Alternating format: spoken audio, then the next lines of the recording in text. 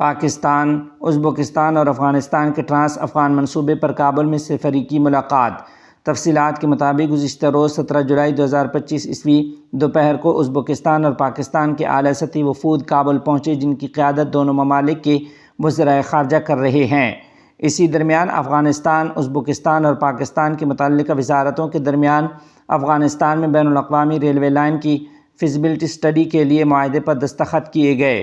وزارت خارجہ کی خبرنامے کے مطابق یہ معاہدہ امارت اسلامیہ افغانستان کی وزارت فوائد عامہ، ازبکستان کی وزارت ٹرانسپورٹ اور پاکستان کی وزارت ریلوے کے درمیان طے پایا۔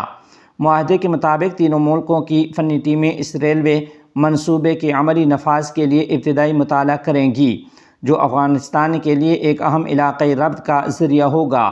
اس موقع پر افغانستان کے وزیر خارجہ مولوی امیر خان متقی، ازبکستان اور پاکستان کے وزرائے خارجہ بھی موجود تھے۔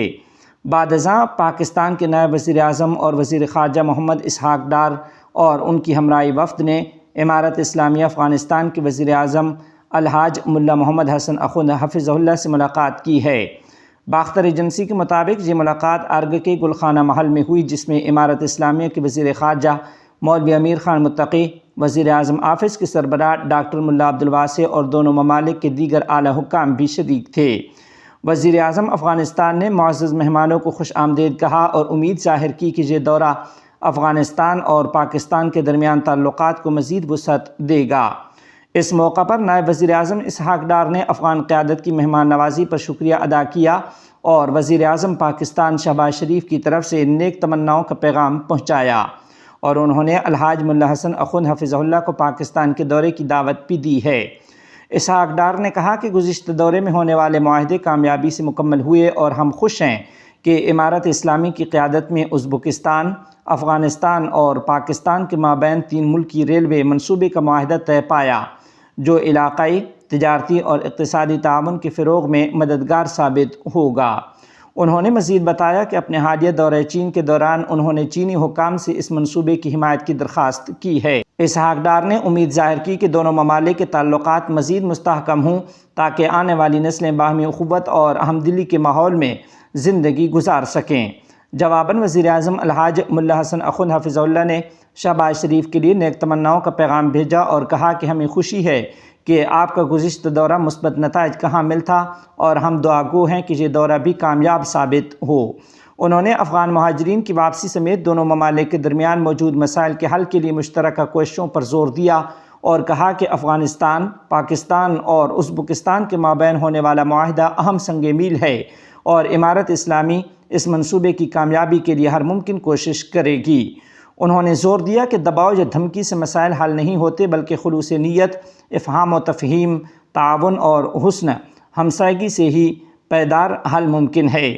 آخر میں وزیر اعظم ملا حسن اخند حفظہ اللہ نے پاکستان کے دورے کی دعوت پر شکریہ ادا کرتے ہوئے کہا کہ وہ مناسب وقت پر پاکستان کا دورہ کریں گے۔ ناظرین و سامعین، آپ کو بتاتے چلیں کہ امارت اسلامیہ افغانستان کے وزیر خارجہ مولوی امیر خان متقی کی جانب سے ازبکستان اور پاکستان کے وزرائے خارجہ کے ساتھ کابل میں سفیرکی سیاسی مشاورت کا اجلاس منعقد ہوا۔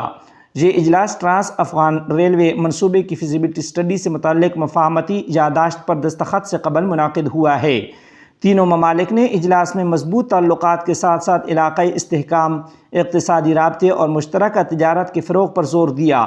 شرکاء نے اس بات پر اتفاق کیا کہ پائیدار تعاون کے ذریعے خطے کی پوشیدہ صلاحیتوں سے بھرپور فائدہ اٹھایا جائے تاکہ خطے کے عوام کی دائمی خوشحالی کو یقینی بنایا جا سکے۔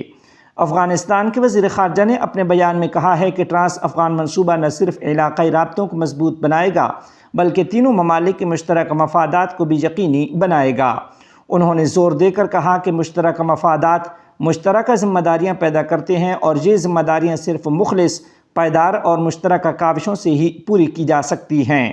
ازبکستان اور پاکستان کے وزرائے خارجہ نے واضح کیا کہ ان کی حکومتیں افغانستان میں مستقل استحکام، اقتصادی ترقی اور علاقائی رابطوں کی منصوبوں کی مکمل حمایت کرتی ہیں اور چاہتی ہیں کہ افغانستان خطے کو جوڑنے والے ایک مرکزی ملک کا کردار ادا کرے۔ دونوں فریقوں نے اس بات پر زور دیا کہ افغانستان میں قائم ہونے والا امن اور استحکام افغانستان اور خطے کے مشترکہ مفادات کو یقینی بنا سکتا ہے۔ آخر میں تینوں ممالک کے درمیان سفیرکی سیاسی مشاورت کے تسلسل پر زور دیا گیا ہے۔